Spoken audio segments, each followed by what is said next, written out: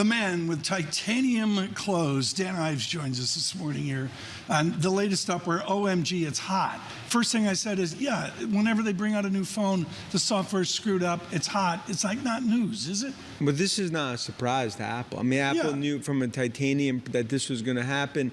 There will be some software updates that come out over the next week.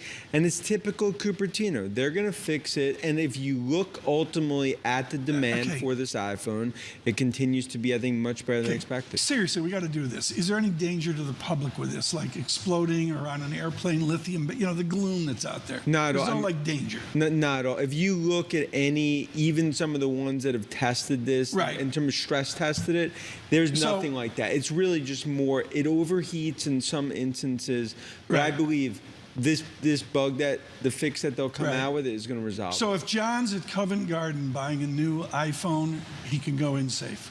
He can go in safe, and he's going to be able to watch Premier League and do all of his, everything he loves doing. All his London things. Why not just go back, Bramo? That seems to be.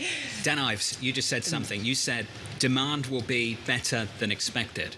In fact, you implied that it is better than expected. Already. So can you tell me about, A, what was expected, and B, how you're gauging current demand? What are you looking at? If you look at lead times in terms of iPhone deliveries, we are still ahead of iPhone 14, and it's actually extending.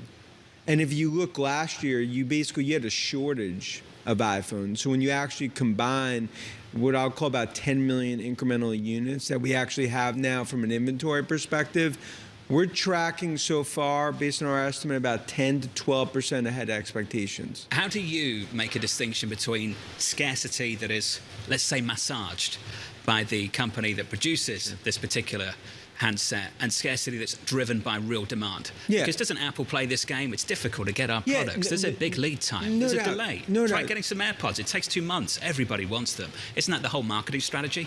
Look, and I think that it's a Rubik's Cube to figure out, and that's why we spend so much time in Asia trying to understand what incremental units have actually been produced, what the demand looks like relative to the supply chain. And I think right now we're running probably about 3 to 4 million units ahead. You know, if you look relative to where iPhones are going to shape out. Also, ASPs, even in China, continue to go up because of the Pro.